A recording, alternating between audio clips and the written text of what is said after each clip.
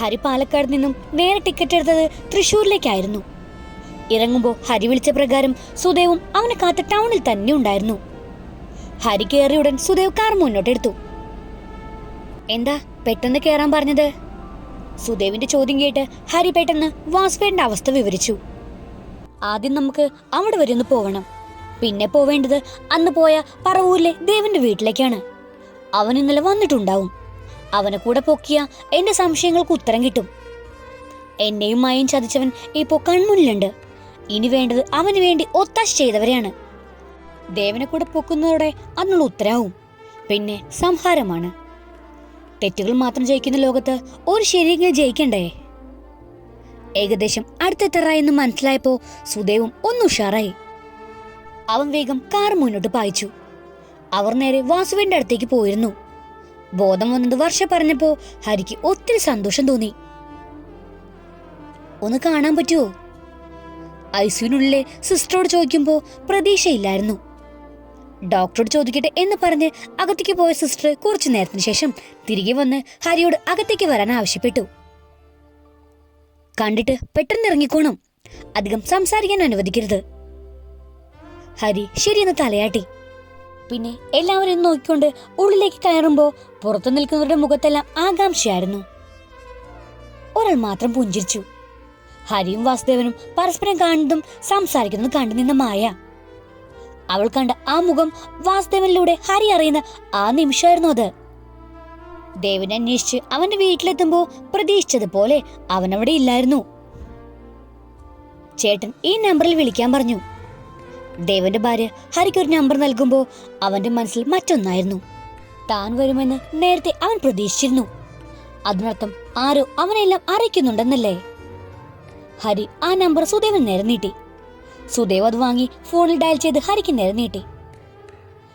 അപ്പുറത്ത് ഫോൺ എടുത്ത മാത്രയിൽ ഹരി അപ്പുറത്ത് അവന്റെ പ്രതികരണം ശ്രദ്ധിച്ചുകൊണ്ടാണ് സംസാരിച്ചത്. ഹരിയാണ്. ഉടനെ അപ്പുറത്ത് നിന്നും ഒരു പുഞ്ചിരിയായിരുന്നു മറുപടി. ഏതു നിമിഷവും നിന്റെ വിളി ഞാൻ പ്രതീക്ഷിച്ചിരിക്കുവായിരുന്നു ഹരി. എന്നും നിന്റെ നല്ല കൂട്ടുകാരനാവാനാണ് ആഗ്രഹിച്ചത്. പക്ഷെ നീ ഓരോന്ന് കണ്ടുപിടിക്കാൻ മെനക്കെട്ടിറങ്ങിയ എന്ത് ചെയ്യാനാ ഹരി? എനിക്കറിയാം നിനക്കിപ്പോ ആവശ്യം എന്നെയാണെന്ന്. പക്ഷെ നിന്റെ ആവശ്യം നടക്കണമെങ്കിൽ നീ ഞാൻ പറയുന്ന സ്ഥലത്ത് വരേണ്ടി വരുമല്ലോടാ. സാരല്ല, നീ വരും. വന്നില്ലെങ്കിൽ എങ്ങനാ? നിന്റെ മായെ പോലെ ഒരാൾ കൂടി ഇവിടെ ഉണ്ട്. ഈ കേസ് വീണ്ടും കുത്തിപ്പൊക്കി മനുഷ്യന് ടെൻഷൻ ഉണ്ടാക്കാൻ ഇറങ്ങി പുറപ്പെട്ട ആ തെണ്ടിയുടെ മകള് വർഷ.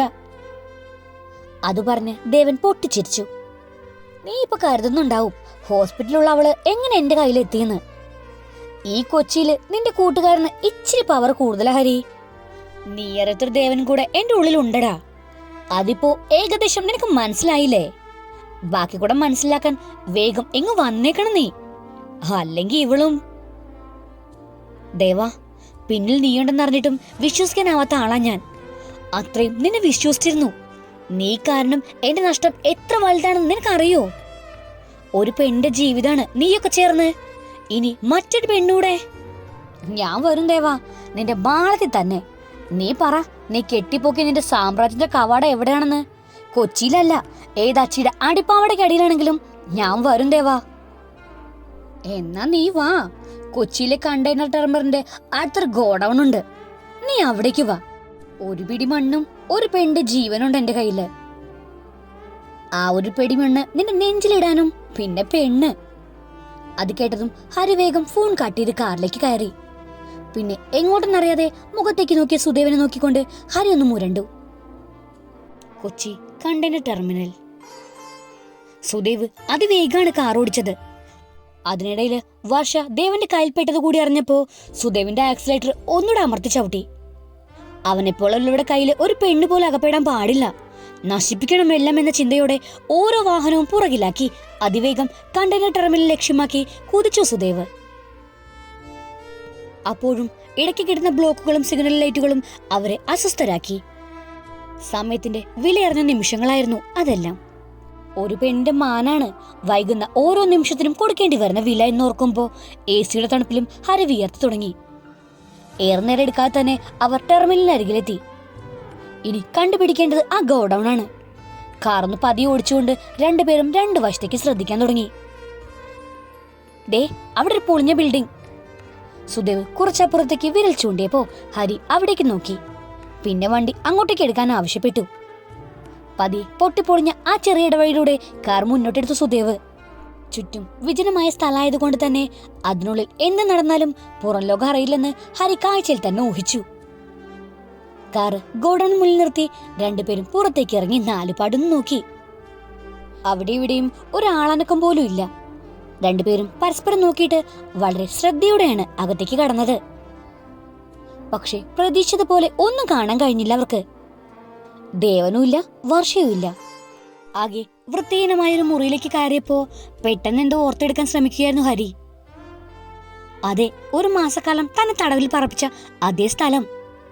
അവന്റെ ഓർമ്മയിൽ ആ മുറി തെളിയാൻ തുടങ്ങിയപ്പോ അവൻ നാലുപാടും കണ്ണൊടിച്ചു. അപ്പോ ഒന്ന് തന്റെ മയക്കൊരു മാസം ഇതിനുള്ളിൽ അടച്ചതും ഒടുക്കം ഇവിടെ നിന്ന് വണ്ടിയിൽ കയറ്റി കുറച്ചു ദൂരെ ഇറക്കി വിട്ട് പോലീസിനെ കൊണ്ട് പിടിപ്പിച്ചതും ദേവന്റെ കൈകളായിരുന്നു. എന്നോർക്കുമ്പോ അവന്റെ പകയുടെ കനൽ നീറിപ്പുകയാൻ തുടങ്ങി. ഹരി അലറുകയായിരുന്നു. പക്ഷെ അവിടെ നിന്നും ഒരു പ്രതികരണവും ഇല്ല.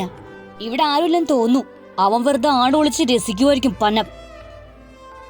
സുദേവ് കൈ ചുരുട്ടി തുടയിലിടിച്ച് ദേഷ്യടക്കാൻ ശ്രമിക്കുമ്പോ ഹരി നാലുപാടും തിരിഞ്ഞുകൊണ്ട് മുന്നോട്ട് നടന്നു. പെട്ടെന്നാണ് കുറച്ചപ്പുറത്ത് നിന്നും എന്തോ മറിഞ്ഞു വീഴുന്ന ശബ്ദം കേട്ടത്. ഹരി വേഗം ശബ്ദം കേട്ട ഭാഗം ലക്ഷ്യമാക്കി ഓടി. മുന്നിൽ അടന്നു കിടന്ന വാതിൽ തള്ളിത്തുറന്ന് അകത്തേക്ക് കയറി ഹരി മുന്നിലെ കാഴ്ച കണ്ട് ഒരു നിമിഷം സ്തംഭിച്ചു. താഴെ കൈക്കാലുകൾ ബന്ധിക്കപ്പെട്ട് വായിൽ തുണി തിരികെ ഒന്നനങ്ങാൻ പോലും കഴിയാതെ കിടക്കുകയായിരുന്നു ദേവൻ. മുന്നിൽ ഹരിയെ കണ്ടതും ദേവൻ ഞെരിപിരി കൊള്ളാൻ തുടങ്ങി. എന്താണ് നടക്കുന്നതെന്നറിയാതെ ഒരു നിമിഷം നിശ്ചലമായ ഹരി വേഗം ദേവന്റെ അരകിലെത്തി അവന്റെ വായിലെ തുണി കക്കിച്ചെടുത്തു. പിന്നെ ആ കോളർ പിടിച്ചുയർത്തി. എവിടെ വർഷ, നീയൊക്കെ അവളെ? ദേവൻ ദേഷ്യത്തോടെ അവൻ നേരെ കൈയോങ്ങുമ്പോ ദേവൻ അവന്റെ മുന്നിലേക്ക് മുഖം താഴ്ത്തി വീണു. ഹരി, എന്നോട് ക്ഷമിക്കടാ. അവൾ അവരുടെ കയ്യിലാ. അവരെന്നെ കരുവാക്കിയതാ. എന്റെ കുടുംബത്തെ വെച്ച് അവൻ വില പേശിയത്. എനിക്ക് നിവർത്തിയില്ലാതെ അവന്മാരുടെ തന്തയില്ലായ്മയ്ക്ക് കൂട്ടു നിൽക്കേണ്ടി വന്നാടാ. മനഃപൂർവ്വം അല്ലടാ. ദേവൻ പറയുന്നത് വിശ്വസിക്കാൻ കഴിയാതെ നിൽക്കുമായിരുന്നു ഹരി. പിന്നെ ആരാണ് ഇതിനൊക്കെ? പിന്നെ മായയ്ക്ക് അങ്ങനെ അപകടം പറ്റിയത് മുതല് നീ എന്നിൽ നിന്നും ഒളിച്ചു നടക്കാൻ തുടങ്ങിയതാ. ദേ ഇപ്പൊ വർഷയും. എന്നിട്ട് എന്നെ വെല്ലുവിളിച്ച് ഇവിടെ എത്തിച്ചപ്പോ പറയടാ, നീ വെറും ഡെമ്മിയാണെങ്കി പിന്നെ ആരാടാ എന്റെ മായേ? ഹരിദേവന്റെ കോളർ പിടിച്ചുലയ്ക്കുമ്പോ ദേവൻ ദയനീയമായി അവനെ നോക്കി. എല്ലാം ഞാൻ പറയാം. അതിനു മുന്നേ നീ എന്നൊന്ന് അഴിച്ചുവിട്. എന്നിട്ട് വർഷയെ കണ്ടെത്തണം. അല്ലെങ്കിൽ അവളെ അവർ... ഒരു നിമിഷം ആലോചിച്ച ശേഷമായിരുന്നു ഹരി ദേവന്റെ കയ്യിലേക്ക് കെട്ടഴിച്ചു കൊടുത്തത്. ഹരി, നീ വാ. അവരോട് വിട്ടു പോവില്ല. നിന്നെ കൂടെ ഇവിടെ എത്തിക്കണം. എല്ലാം തീർക്കാനാണ് അവരുടെ പ്ലാൻ. അതിനു മുമ്പേ വർഷയവൻ... ദേവൻ ഹരിയുടെ കൈ പിടിച്ച് വേഗം റൂമിന് പുറത്തേക്ക് ഇറങ്ങിയതും മുന്നിൽ നിൽക്കുന്ന ആളുകളെ കണ്ട് ഞെട്ടിലൂടെ നിന്നു. മുന്നിൽ ഒന്നനങ്ങാൻ പോലും കഴിയാതെ സുദേവിനെ ചുറ്റി 4 പേരുണ്ടായിരുന്നു. അവരുടെ നേതാവായി അവനും സെൽവൻ. അളിയൻ വരാൻ ഒട്ടും വൈകിയില്ലല്ലോ. അല്ലേലും പണ്ട് മുതൽ അളിയൻ ഇങ്ങനെയാ. എല്ലാത്തിനും അതിൻ്റെതായ സമയം നോക്കിയേ എത്തൂ. സെൽവന്റെ ചിരിയും അവന്റെ വാക്കുകളും ഹരിയുടെ ദേഷ്യത്തിന്റെ അതിർവരമ്പുകൾ ഭേദിപ്പിക്കാൻ പോന്നതായിരുന്നു. എടാ, എന്റെ പെങ്ങളുടെ കഴുത്തിലെ നീ കെട്ടിയ താലിയുടെ ബലത്തിലാ ഇത്രയും നാളും ഈ തന്തയില്ലായ്മയൊക്കെ കാട്ടിയതും അതൊക്കെ ഞാൻ ക്ഷമിച്ചതും. ഇനി ഒരു മഞ്ഞച്ചേട്ടന്റെ ബലവും നിന്നെ രക്ഷിക്കാൻ വരില്ല സെൽവ. ഇനി ഒരു പെണ്ണിന്റെ മേലും നിന്റെ ഈ എണ്ണം കെട്ട കൈ പതിക്കില്ല. ഹരിയുടെ കണ്ണുകൾ കത്തുമ്പോ സെൽവന്റെ ചുണ്ടിൽ പുഞ്ചിരിയായിരുന്നു. അളിയന്റെ ഈ വെല്ലുവിളിയും തന്റേടാണ് എനിക്കിഷ്ടം. അപ്പോഴേ എനിക്കൊരു ഹരമുള്ള അളിയാ. വാശിയുടെ മുന്നിൽ നിൽക്കാൻ ഒരാളുള്ളപ്പോഴല്ലേ എന്ത് വൃത്തികെട്ട കളിയും കളിച്ച് ജയിക്കാൻ ഒരു രസമുള്ളൂ. എലിയെ പൂച്ച ഇങ്ങനെ തട്ടി കളിക്കും പോലെ. അവന്റെ കളിയാക്കൽ സഹിക്കാൻ കഴിയുന്നില്ലെങ്കിലും അവരുടെ കയ്യിലാണിപ്പോ സുദേവനും വർഷയും എന്ന ചിന്ത ഹരിക്ക് ഒരടി പോലും മുന്നോട്ട് വെക്കാൻ കഴിഞ്ഞില്ല. നീ ഇപ്പൊ കരുതുന്നുണ്ടാവും ഹരി, എനിക്ക് നിന്നോട് എന്താണ് ഇത്ര ദേഷ്യം എന്നല്ലേ? ഒന്നുമില്ല, എനിക്ക് നിന്നോട് ഒരു ദേഷ്യമില്ല. പക്ഷേ നീ ഒറ്റയായി തീരേണ്ടത് എന്റെ ആവശ്യമായിരുന്നു. നിന്റെ സ്വത്തുക്കൾ തന്നെയായിരുന്നു എനിക്ക് വേണ്ടത്. അതനുഭവിക്കാൻ വേറെ ആരെയും ഞാൻ അനുവദിക്കില്ല. പക്ഷേ ഒരു പെണ്ണിനെ പീഡിപ്പിച്ച് നിന്നെ അങ്ങനെ നരകിപ്പിക്കാനൊന്നും എനിക്ക് താല്പര്യമില്ലായിരുന്നു. പക്ഷേ എന്ത് ചെയ്യാൻ? എന്റെ ആവശ്യവും അവന്റെ ആവശ്യവും ഒന്നായപ്പോ മുതല് നിന്റെ കഷ്ടകാലം തുടങ്ങി ഹരി. സെൽവൻ ഒരു പാക്കറ്റ് പാൻ ബ്രാക്ക് എടുത്ത് പൊട്ടിച്ച് വായിലേക്കിട്ട് ചവച്ച് തുപ്പി. അത്രയൊക്കെ പറഞ്ഞിട്ടും ഹരിയുടെ മുഖത്ത് ഒരു ഭയമോ ആകാംക്ഷയോ കാണാത്തത് സെൽവന് തെല്ലൊന്ന് അമ്പരപ്പിച്ചു. പക്ഷേ അത് മുഖത്ത് കാണിക്കാതെ ഹരിയുടെ കണ്ണിലേക്ക് ഉറ്റുനോക്കിയവൻ, നിനക്കറിയണ്ടേ ഹരി, നിന്റെ നാശം കാണാൻ കാത്തിരുന്നവർ ആരാണെന്ന്? സെൽവന്റെ ചോദ്യം കേട്ട് ഹരി താടി തടവിക്കൊണ്ട് ഒന്ന് ഊറിച്ചിരിച്ചു.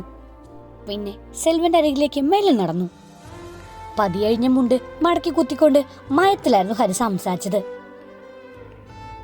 അവന്റെ പേര് എനിക്ക് അറിയണ്ട സെൽവ, പക്ഷേ ആ ഡാഷ് മോൻ എവിടെ ഉണ്ടെന്ന് എനിക്ക് അറിയണം.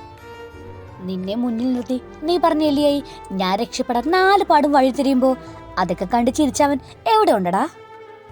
നീ എന്താ കരുതിയേ ഇവനെ കൊണ്ട് നീ എന്നെ വിരിച്ച വാലിലേക്ക് ഒന്നുറയാതെ കയറി വന്നാ ഞാനെന്നോ?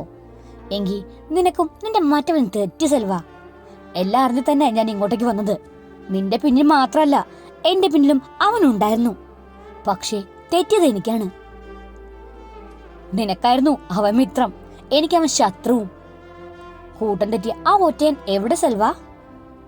ഹരി പുച്ഛത്തോട് ചോദിച്ചുകൊണ്ട് 4 പാട് നോക്കി ഉറക്കെ വിളിച്ചു. ഈ സ്റ്റോറിയുടെ ബാക്കി കേൾക്കാൻ നിങ്ങൾക്ക് താല്പര്യമുണ്ടെങ്കിൽ സബ്സ്ക്രൈബ് ചെയ്ത് സപ്പോർട്ട് ചെയ്യുക. കൂടുതൽ തന്നെ ബെൽ ഐക്കണും പ്രസ് ചെയ്യാൻ മറക്കരുത്. Thank you.